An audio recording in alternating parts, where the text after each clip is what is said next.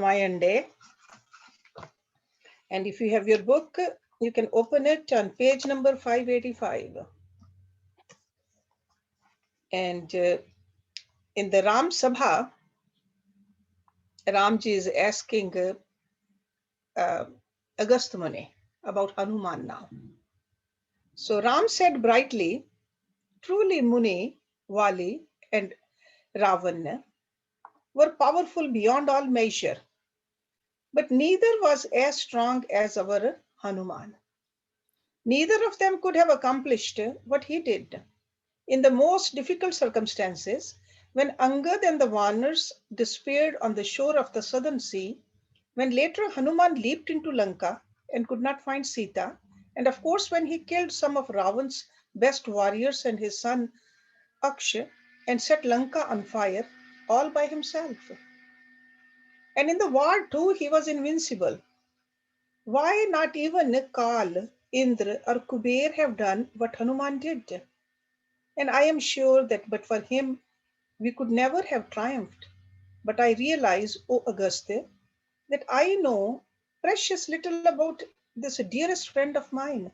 He is so humble that he never speaks of himself, almost as if he is not even aware of how great he is. Not only I, but also many others here would like to hear about his valor. My lord, though Hanuman himself perhaps would not have it, I beg you, tell us all there is to know about him. Hanuman already squirmed shyly where he sat. Augustus smiled to see him and said, Ram, truly there is no one on earth to match our good Hanuman in speed, intelligence, or even strength.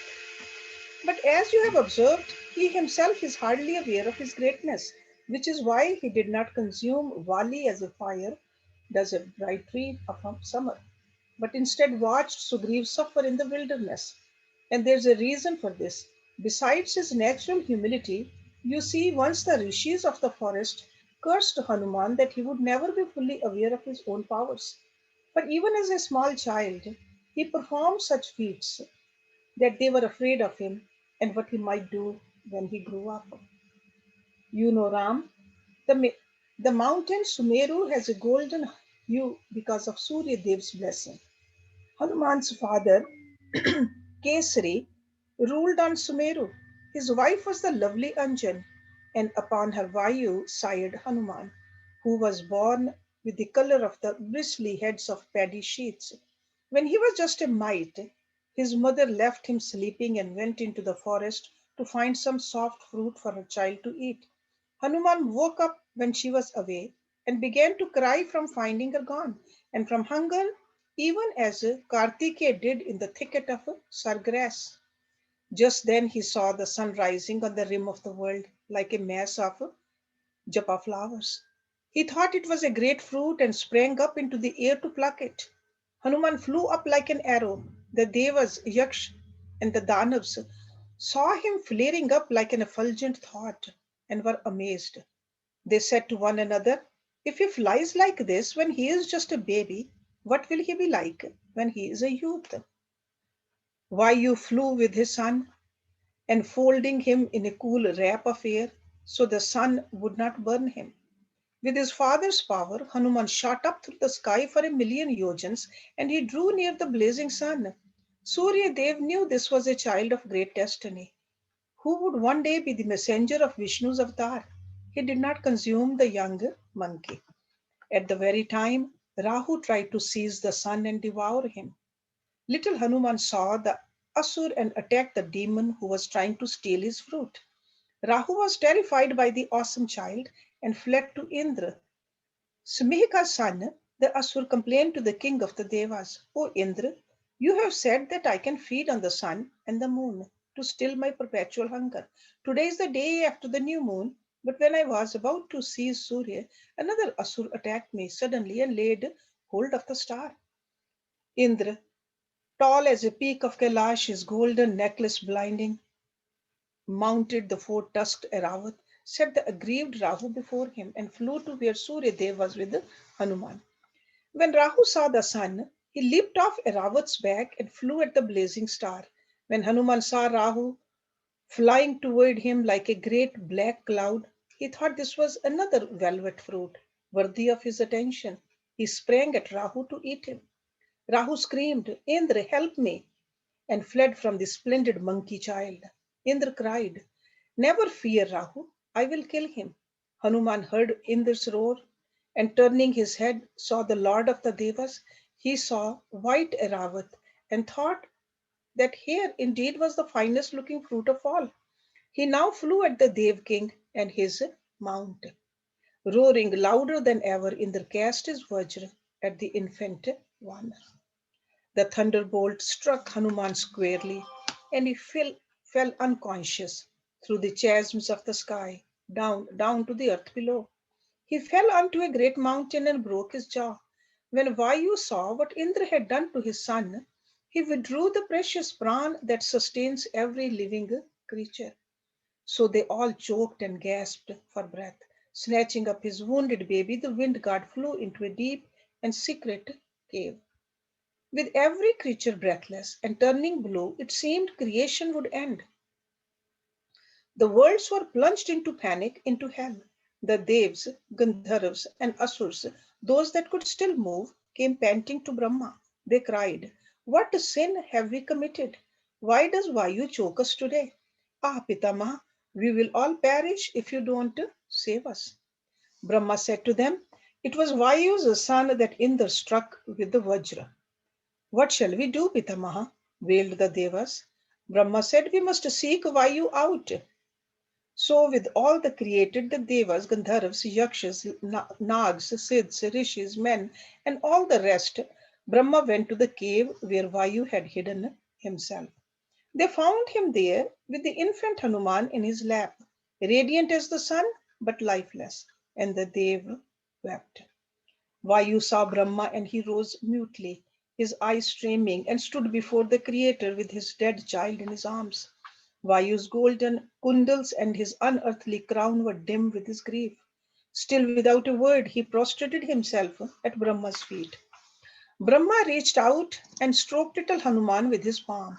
At once the Vanar child awoke like a wilted plant that had been watered.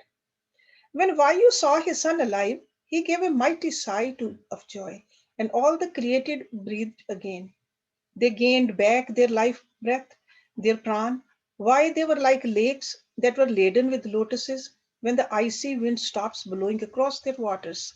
Brahma possesses three pairs of divine qualities: strength and glory, power and wealth, wisdom and dispassion. He appears in three forms as Brahma, Vishnu, and Shiva. He dwells in the three worlds, Swarag, Bhumi, and Patal.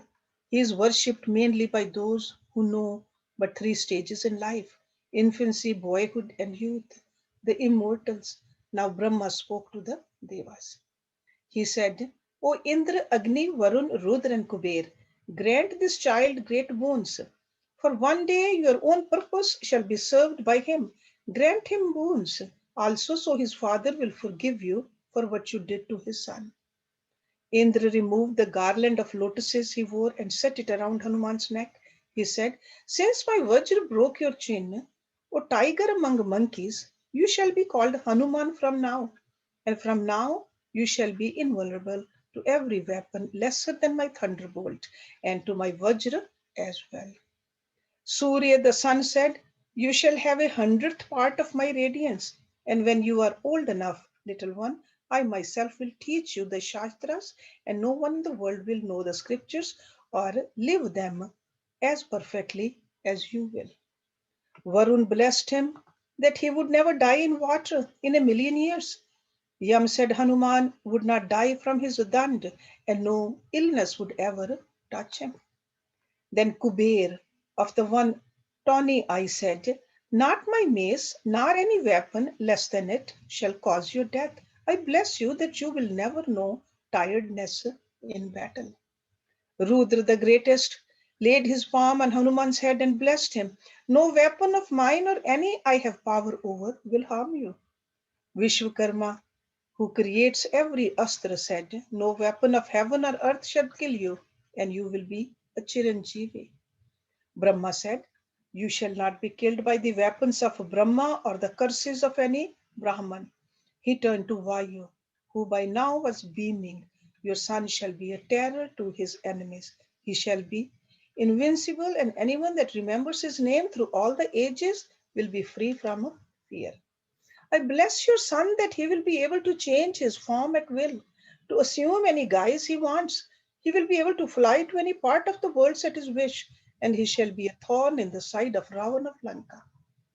And having variously blessed Hanuman, Vayuputra, Brahma, Rudra, and the Devas returned to their supernal realms. Vayu, wafter of fragrances, brought Hanuman home to his anxious mother on Sumeru. He told her about all that had chanced with her marvelous child when she went to pluck fruits in the forest. And Vayu left Hanuman with Anjan, dissolved into a breathy wind, and vanished into his ubiquitous ears. Replete with great boons from the gods, Hanuman grew into a young Vanar, bursting with vigor, strength, and often mischief. He was not always as humble and self effacing as when you met him, Ram. He was even in the habit as a youth of disturbing the munis of the forest at their solemn yajnas. At first, he would rip to shreds any vulcal he found hung out to dry. Then, as he grew bolder, he would leap down out of a tree and snatch a ladle from a rishi about to pour oblation into a sacred fire, or break the sacrificial vessels full of holy water or other offerings. The rishis knew the young Vanar was proof against their direct curses because of Brahma's boon to him. They came and complained to Anjana's husband Kesari, Hanuman's foster father, and to Anjana himself. But despite their admonishing Hanuman, he continued with profligate ways. The rishis took their complaint to Vayu himself, invoking the wind god with worship. But Hanuman was arrogant and tameless. The greatest rishis, born to the line of Bhrigu and Angiras, decided to curse Hanuman.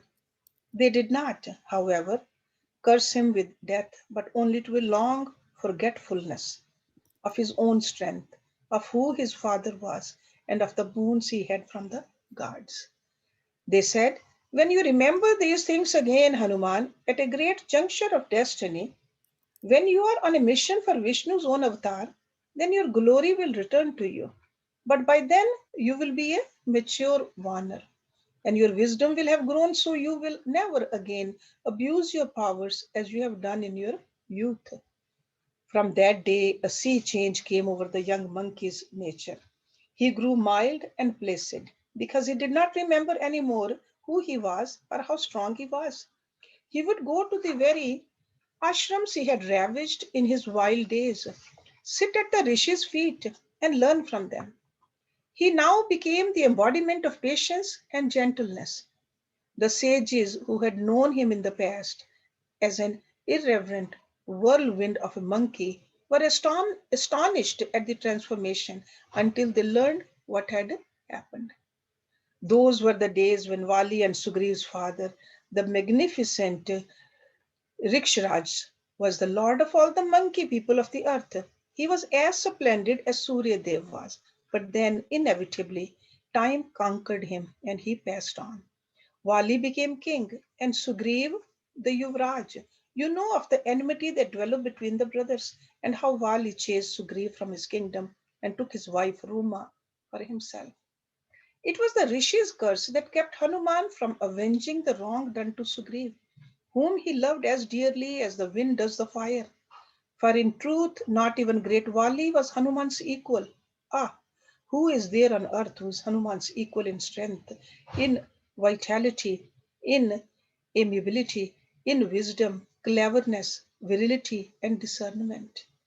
Did you know that once he turned his face to the sun when he wanted to learn the ancient wisdoms, and gazing thus at his blinding preceptor, he walked from the eastern mountain to the western one where the sun sets?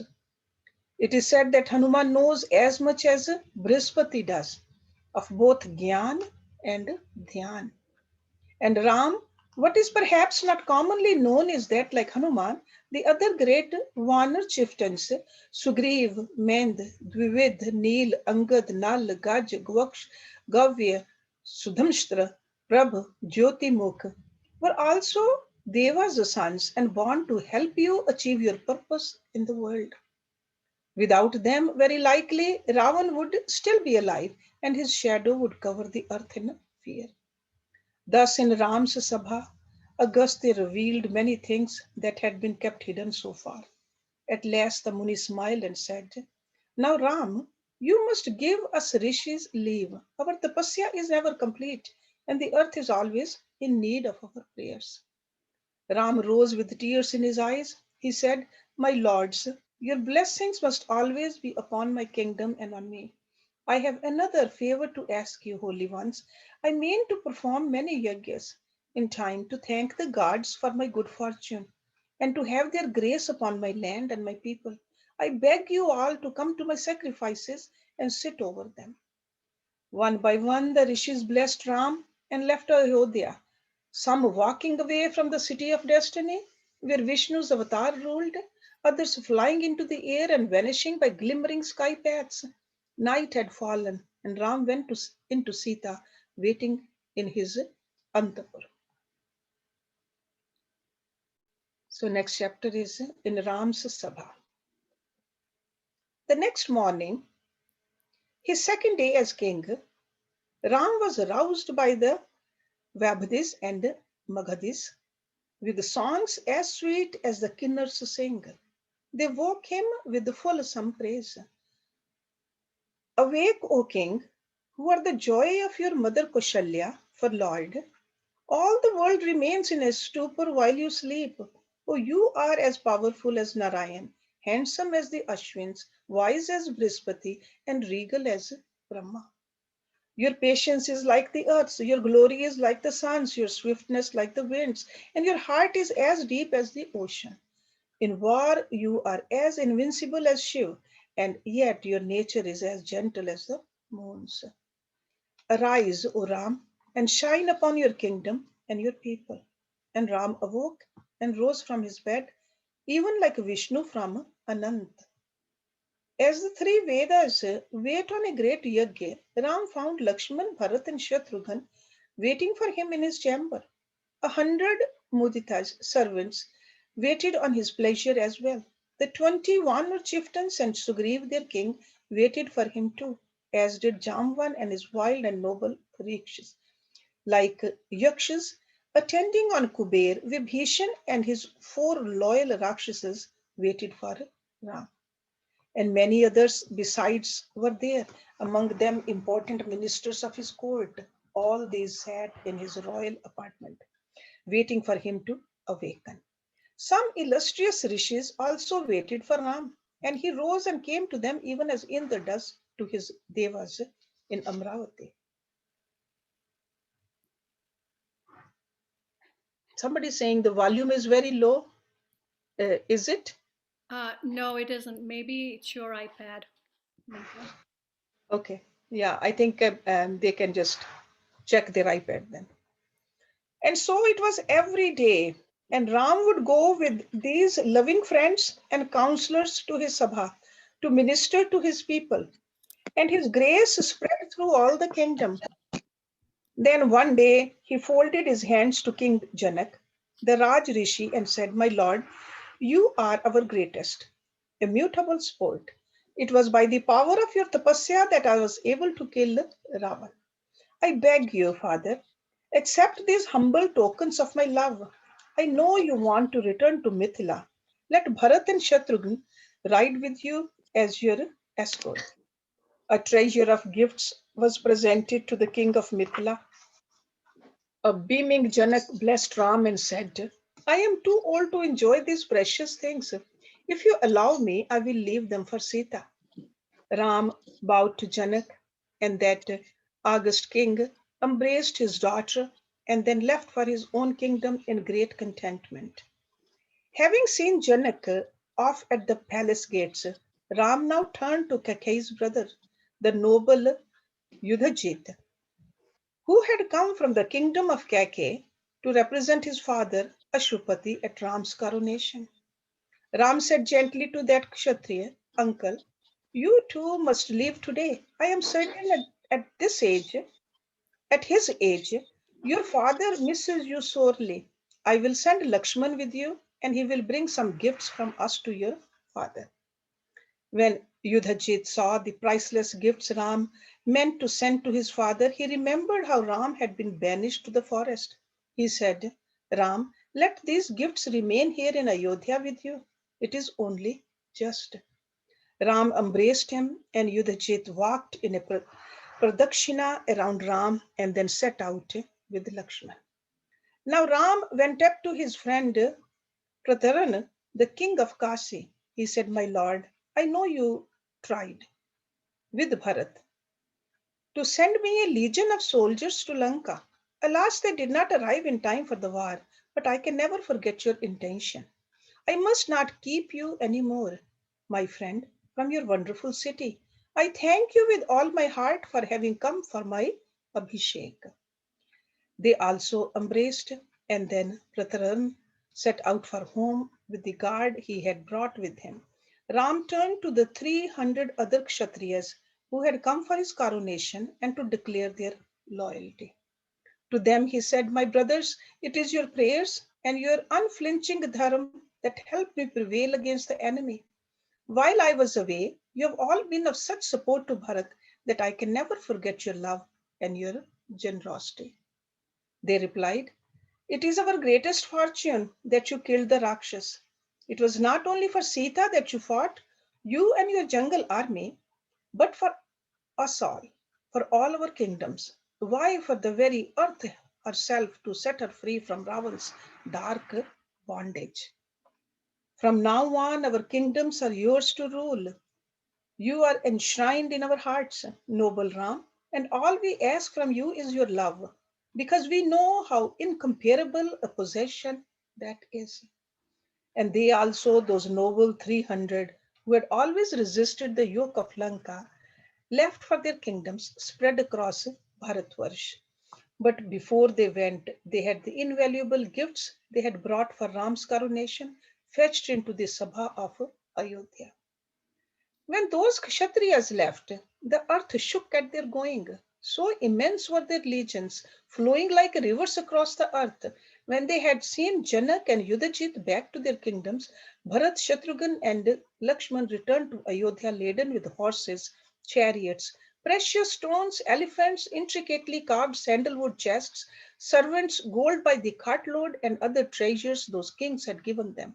They brought these home to Ram. Ram gave most of them away to the Vanars, who wore the jewels and ornaments with such delight, and to Vibhishan's Rakshasas. Ram called Hanuman and Angad to sit beside him in his sabha. He unfastened his own ornaments from his person and tied them on the two Vanars, saying to Sugriv, But for them I would never have won the war, my friend.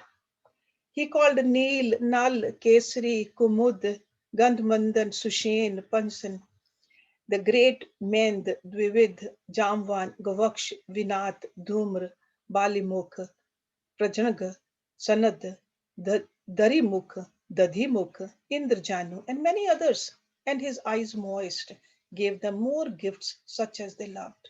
Ram said, You are all like my brothers. Why, like parts of myself. Jungle dwellers, you are the greatest friends a man can have. And the monkey folk stayed on in Ayodhya for a month, drinking sweet honey and being fed royal delicacies. And Ram and his brothers spent many happy hours with the Vanars, who could many of them change their forms at will, and with the Rakshasas, who were a truly magical people, blessed with all sorts of occult siddhis, and with Jamvan's great bears, who were as loving and patient as they were strong. But soon it was obvious that the Vanars and the Rakshasas had begun to long for their own homes. The monkeys yearned for the forest and primitive spaces of the wilds, for charmed pools and lakes, for sparkling rivers, for mystic mountains and star crowded skies, under which their true and free lives lay in wait for them. The Rakshasas also longed for the din of waves that was like the very rhythm of their days and nights in the jewel that was Lanka. So one day, when a month had passed, Ram said to Sugriva, My friend, I see your people are growing restless in our city. I know you are loath to tell me you want to return to your forests, lest you hurt me. It is true, I would love to keep you here with me forever, but I know you would soon be unhappy away from your home in the wild. So reluctantly, my brother, I give you leave to go. Take your noble warners with you, Sugriv, and my undying love and gratitude. How can I thank you all who risked your lives for me with no hesitation? No, I cannot, not in 100 lifetimes. With the tears in his gentle eyes again, Ram turned to Vibhishan. And you, my dearest Vibhishan, who to me are one of the wisest of the earth, you must also leave for home, for I see in your face that you long for Lanka and your wives and your people, and they have need of you. Ah, my friends, I would keep you all here with me and never send you away, but I know you will hardly be happy away from your homes. So I will let you leave now, all of you. But you must promise me you will return soon to Ayodhya, for I will miss you all more than I can say. It is only perhaps once in a lifetime that fate forges such friendship as we have. We have walked together through death's valley. And every Vanar and Rakshas had tears in his eyes.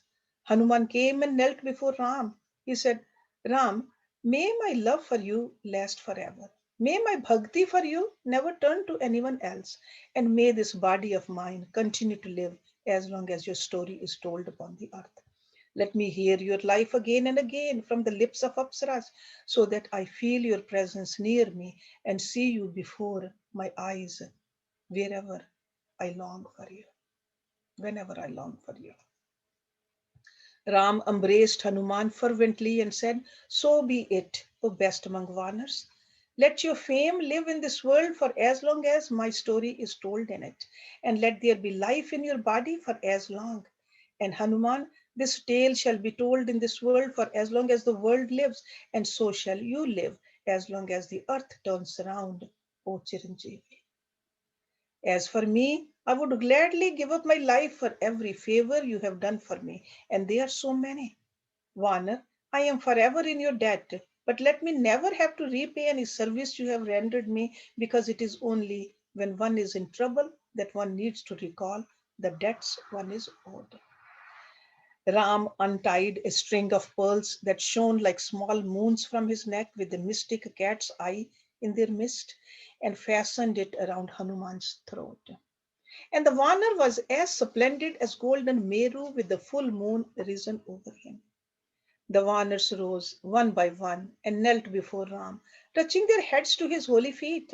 So too did the Rakshasas and Jamvans Rikshas quaintly kneel. Ram blessed them all and he clasped Sugriv and Vibhishan to him.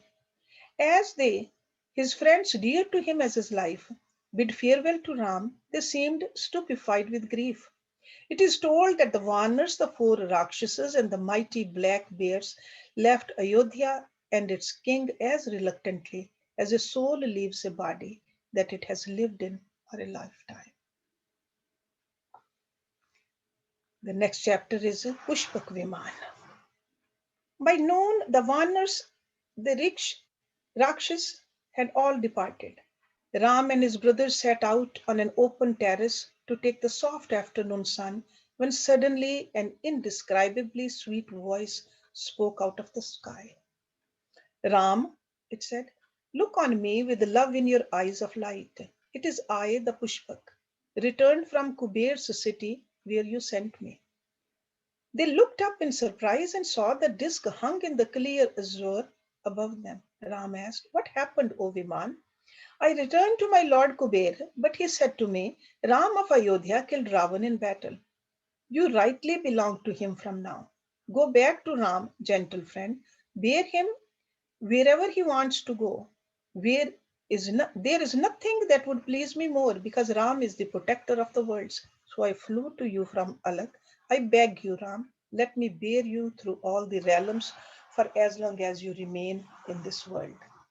Ram said, I thank you, sublime spirit, O best of all Vimans.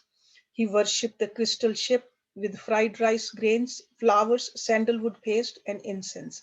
Ram said, Go now to your subtle realms and come to me whenever I call you. The Viman circled Ram thrice in the sky and vanished into the dimension of the Siddhs. Now Bharat folded his palms to Ram and said in wonder, beings that are not born of Manu speak like men to you. It is just a month since you sat upon Ayodhya's throne, and already disease and death have vanished from the kingdom. Even the eldest of men are full of health and vigor. Women feel no pain when they deliver children. The rains that fall are sweet as Amrit. And I am told this uncanny grace exists not only in Koshal but in every kingdom of Bharatvarsh. The people all say, may Ram rule us forever. And Ram stroked his brother's head and smiled. See, that's why this Ram Rajya word we are all familiar with. Ram Rajya. The terrible decision. When the Pushpak Viman had gone, Ram went to a private garden in Ayodhya, where a profusion of chandan, aguru, deodar, champak, ulag, madhuk, asan, and other trees grow, the finest of their kinds, unearthly parijats. Here were like a mass of smokeless flames, with the sap of their sires that grow in Devlok. Lothar, Nip, Arjun, Nag, Saptaparn, Atimukut, Mandra, Bakul, Kadamb, Jambu, and Kovidar grew here as well, covered with feasts of fruit and flowers and slender creepers clinging to their mighty trunks. Bees and sunbirds, shining miracles hanging in the air, sipped their honey.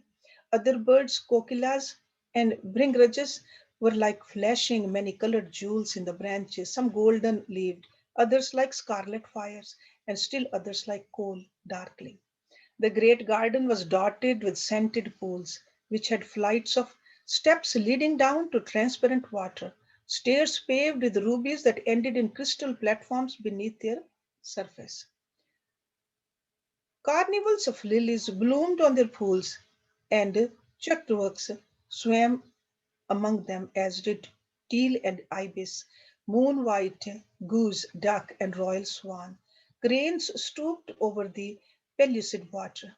All that secluded garden seemed like an immense, indescribable jewel. Stone benches were laid under the spreading interwoven trees, and these bore thick flower cushions in every color of the season. Why this Vanika was as lovely as Indra's Nandan in Devlok, and the Chaitra that Brahma created for Kuber on the Alak mountain. Ram came into this garden and found Sita at its heart, waiting for him on a stone seat. Ram wrung some sweet nectar from a few flowers, a drink as heavy as Mariac wine, and gave this to Sita to drink, even as Indra makes Sachi's drink. Food and fruit were laid out for the king and his queen.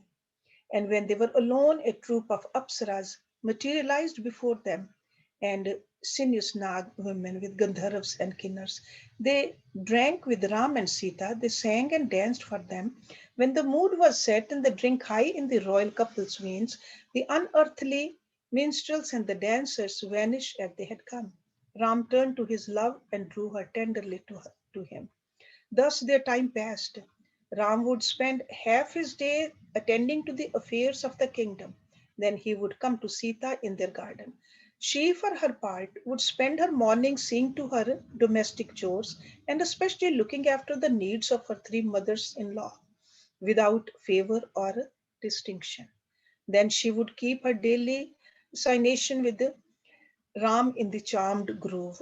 One day he said to her, it is time you bore me a child, my love. And she turned her face shyly from him and whispered, I want to go and spend a night in the forest in an ashram. I want to have the Rishi's blessings. He cried in joy, you will go tomorrow. In Ram's Sabha, there were some of the most brilliant men in all Bharatvarsh. Not merely wise munis, but scintillating recanters with a fund of profound and amusing tales for their king. Vijay, Madhumat, Kashyap, Mangal, Kul, Suruchi, Kalye, Bhadra, Dantwakra, and Sumagda were some of the finest among these. Later, the same evening of the day, Sita said she wanted to spend a night in a Muni's ashram. Ram sat in his sabha with these bards. Today, the sparkling Bhadra had everyone in splits of laughter. Suddenly, unaccustomedly, Ram interrupted him. Bhadra, tell me whatever people say about me these days. Do they love me as they used to before I became king?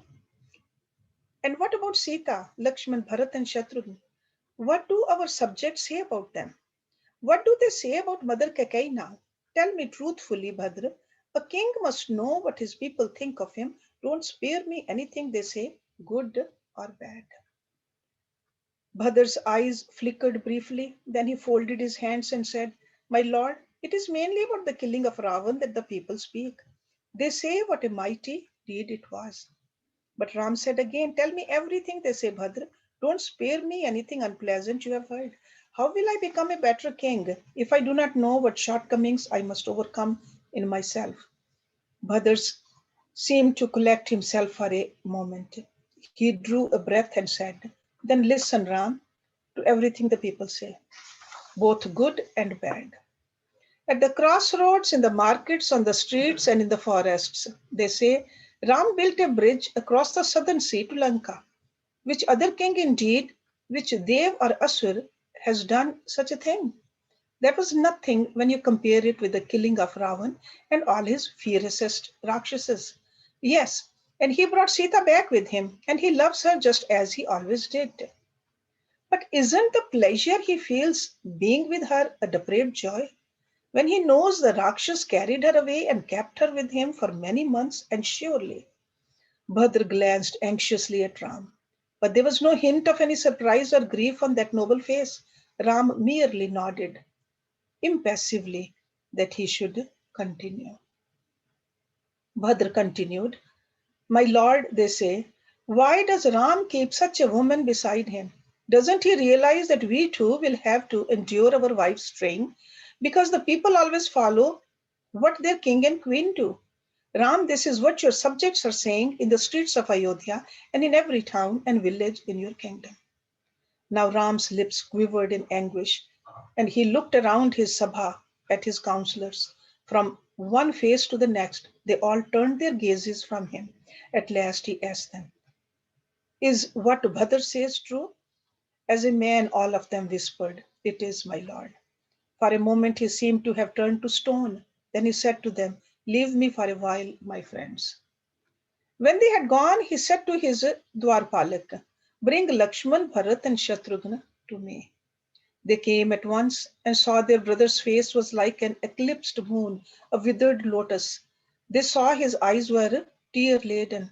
They bowed deeply to him, and he embraced them and made them sit in their thrones set close to his own. He said to them, You know how Sita entered the fire on Lanka, and Agni himself returned her to me. All the guards appeared to attest to her purity, and I brought her home to Ayodhya knowing she was perfectly untainted in body and mind. But the people are not convinced. They judge her by their own lives, their own beliefs. He broke down now and sobbed. The people say, How will their wives be faithful to them when the king has brought home a woman who was abducted by the Rakshas, kept in his Ashokvan for so many months? They say, Surely Ravan enjoyed Sita. They are saying she has sinned, that she is not fit to be their queen or my wife. Lakshman cried in anger, You don't mean to take what they say to heart? The people will talk, Ram. They are common. They cannot understand chastity like Sita's. But his brother raised a hand that he should stop. Ram said, I am the king. I cannot disregard what the people say. My first dharma is toward them, Lakshman. Lakshman and Shatrughan looked incredulously at Ram. Bharat was very quiet. He had ruled the kingdom for 14 years. He alone seemed to understand the dilemma Ram faced, but it seemed Ram had already made up his mind about what should be done. Very softly, he said, It is easy to slander anyone, and infamy is who casts one into hell. Dishonor in a king or a queen is intolerable. Why I would sacrifice my life and even yours, my brothers who are like my very breath to me, for my reputation. If a king does not have honor, if he cannot hold his head high before his people, he cannot be a king. He fell quiet and his tears flowed. His brothers waited to hear what he would say next, for they saw that he had not called them to ask their advice. Finally, he wiped his eyes and said evenly, Lakshman, Sita said to me she wants to visit a great Rishi's ashram and to spend a night there to have his blessing.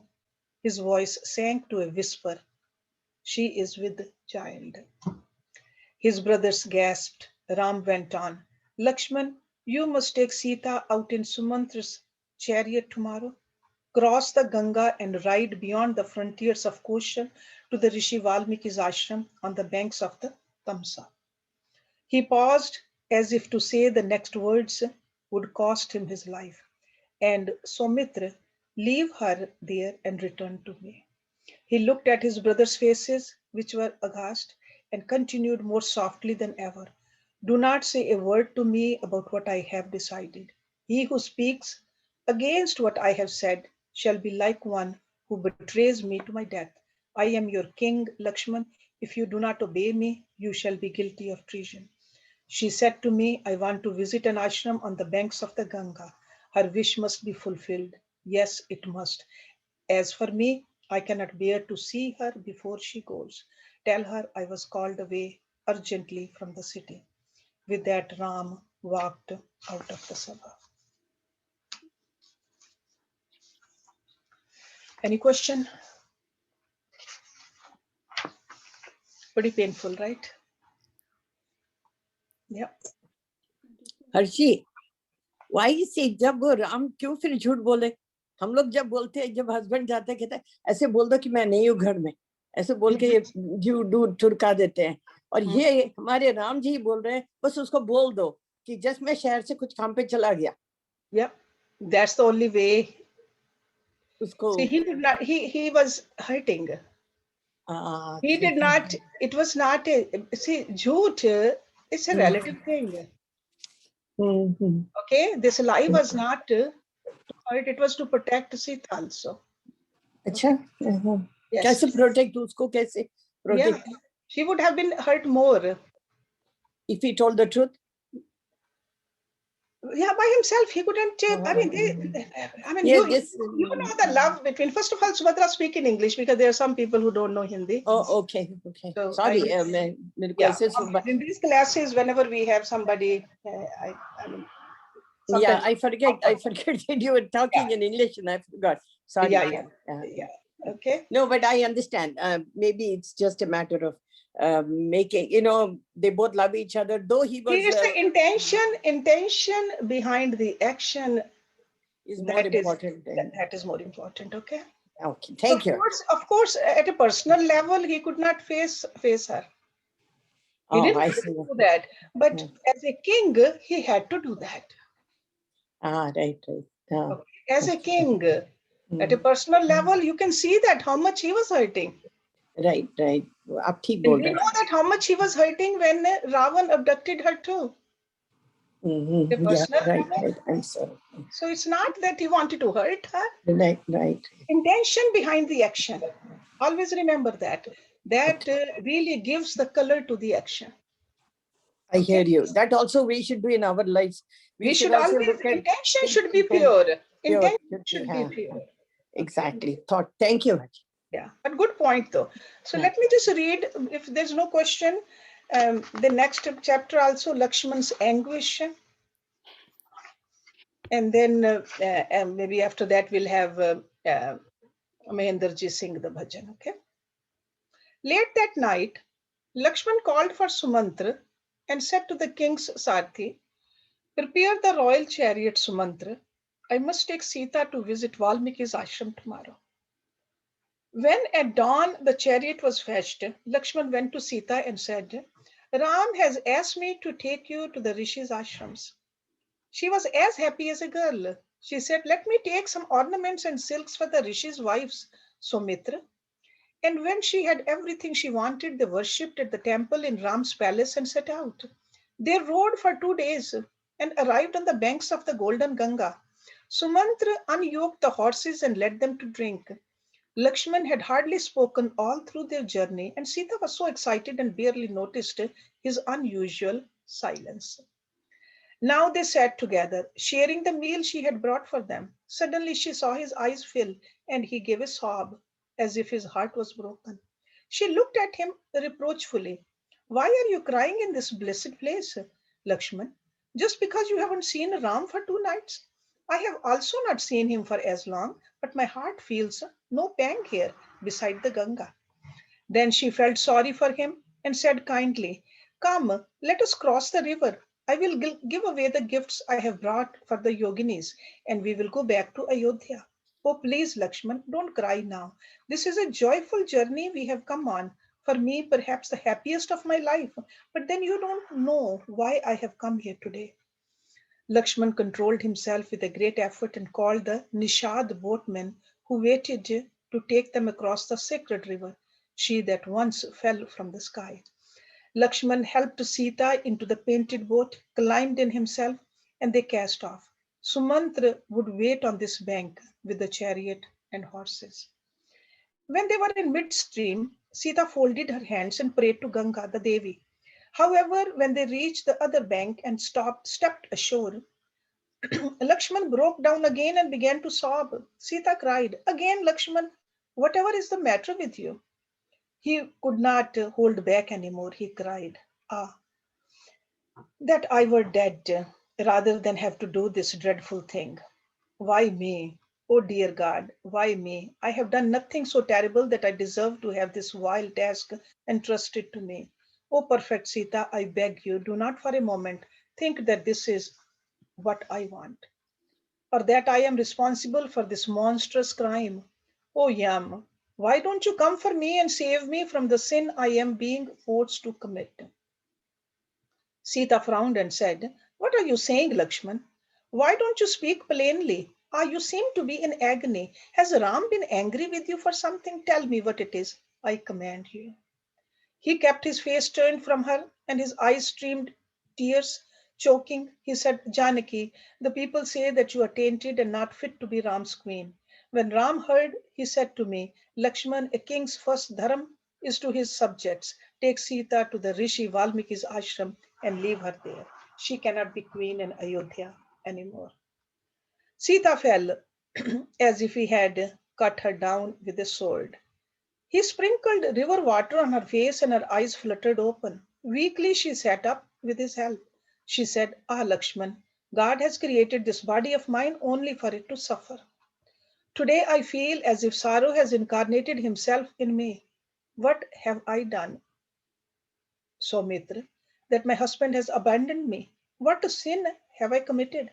I followed Ram into exile in the forest and I was happy there that he was with me. Lakshman, tell me, when the rishis ask me for what sin Ram has banished me, what shall I tell them? Oh, except that I am pregnant, I would drown myself in this Ganga. Lakshman stood before her, utterly miserable. He did not say a word, only wept. Sita said, I know you must leave me here, as your brother has commanded, but tell me from me that I will pray for him every day, as I have always done. For who else can save me from the curse that must fall on him for what he has done to me today? Go, Lakshman, go and tell Ram that even as his Sita is pure, she still loves him. Tell him to rule wisely, to love his subjects just as he does his brothers. Tell him not to grieve for me. Say that my spirit is always with him and that his seed grows in me. Go, dear Lakshman, go now before your heart also breaks. Lakshman walked around her in pradakshina, sobbing helplessly. He lay at her feet for her blessing and whispered, I cannot see you like this, Sita. Ah, let me go now. I cannot bear this. When she had blessed him, he rose quickly and without looking at her, climbed back into the boat and told the Nishads to row back to where Sumantra waited on the northern bank of the river. When he gained that shore of solid sorrow, he got into the chariot and said to the bewildered Sumantra, Ride, Sumantra, this is Ram's command that we leave her here. never look back at her.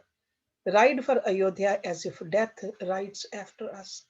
Across the sad and knowing river, Sita strained for a glimpse of the royal chariot that flitted away from her like the last thread of her life. When the chariot vanished all too quickly, she stood crying dementedly on the banks of the eternal river, and her sobs mingled with the puzzled cries of peacocks in the woods around her. And it seemed the sky would shatter and time would end for what had been done to that sinless woman.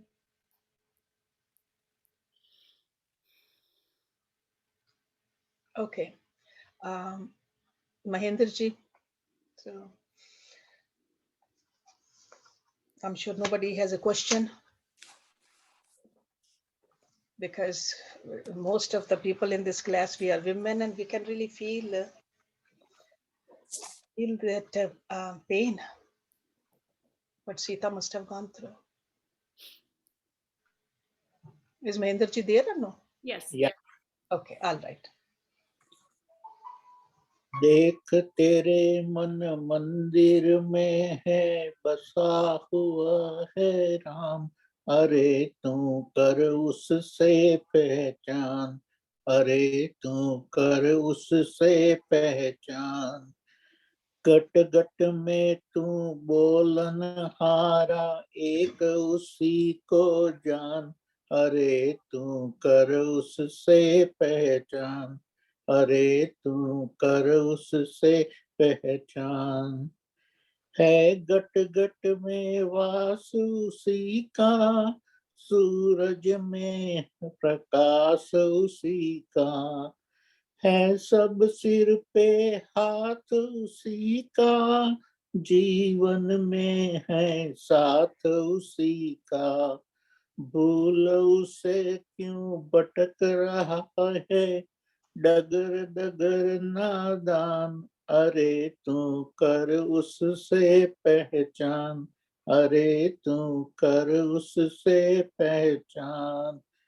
चेत रे माया के अंधे, डाल रहा यम सिर पे फंदे, हरि चरणों में आ जा बंदे, तज दे जग के झूठे धंधे। खो जाएगी राम नाम से बस मुश्किल आसान, अरे तू कर उससे पहचान, अरे तू कर उससे पहचान। अब तो आवन गमन मिटा ले, मानव जीवन सफल बना ले। ज्ञान काट में आज नहा ले, ब्रह्म ज्योति में ज्योति मिला ले। राजेश्वर तू हरि कृपा से पावे पथ निर्वाण, अरे तू कर उससे पहचान, अरे तू कर उससे पहचान। देख तेरे मन मंदिर में है बसा हुआ है राम, अरे तू कर उससे पहचान, अरे तू कर उससे पहचान। Thank you very much, Mahendraji. Beautiful. Let me